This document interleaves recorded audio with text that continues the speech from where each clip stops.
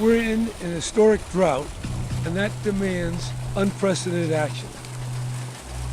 It's for that reason that I'm issuing an executive order mandating substantial water reduction across our state.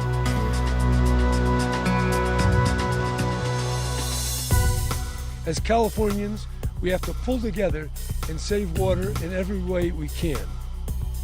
That means conservation, it means innovation, and it means collaborating on the farm and in the city and in the mountains in a way that we take into account reality. Water in the West is life, and as much as we all think about our water supply that comes out of our tap as a local supply, it is an incredibly interwoven and complicated system. Those of us who sit in Las Vegas rely on snowpack in Wyoming and Colorado and Utah and New Mexico for our water supply. Those who are ironically sitting in Long Beach or Newport Beach or San Diego or Santa Barbara, all of them rely on Colorado River water.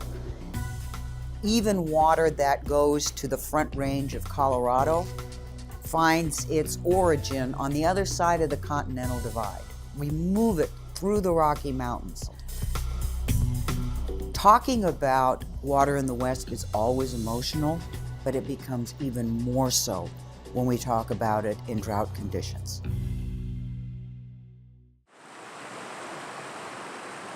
Well, we're Sharon and Pat O'Toole of Ladder Ranch. We're located in the Little Snake River Valley, which is on the Colorado-Wyoming border, west of Steamboat Springs, Colorado, and south of Rawlins, Wyoming.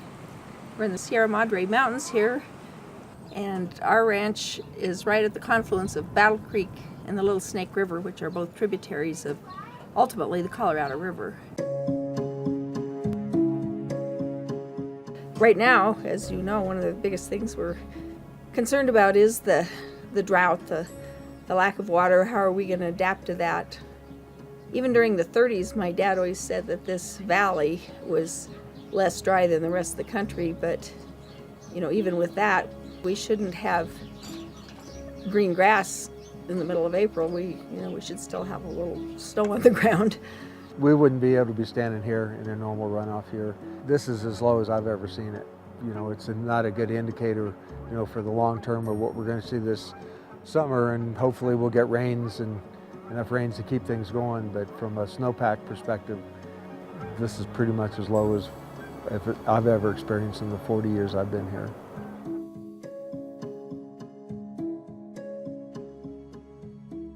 I'm Dan Roddenberry. I'm a second-generation farmer. Farm with my two brothers and mother. Farm about 5,200 acres of a wide range of crops, including almonds, pistachios, wine grapes, but also row crops like tomatoes, garlic, onions, garbanzos. We are in our fourth year drought. Last year we had no allocation. This year we have no allocation. Because of the impact of the drought and the regulatory restraints on the project have made water unavailable to us, and we've become more reliant on the groundwater to irrigate our crops. So we're irrigating some of the crops, we're fallowing a lot of the land, and we're trying to buy water on the market as much as there is possible to buy to sustain our farming operations. Put things in perspective for you, in 2011, that was the last wet year that California experienced, and at the time, if you look out over here, you can see where the tree line is, and this reservoir was completely full. We had 1 million acre-feet of water. It was at capacity, essentially. And in fact, that year, the lake was so full, we had 1 million acre-feet of water come through that we couldn't even store. So, the easy way to think of that is we filled and spilled the reservoir and filled it again. That's how much water came through that year. Since that wet year, the lake has just fallen, and as you can see, we're at about 10% of capacity right now. Each year since the drought began, our farmers have gotten a little bit less water. Basically, last year they got, just enough to barely keep a tree alive, and this year they are not going to get any water at all from Lake McClure.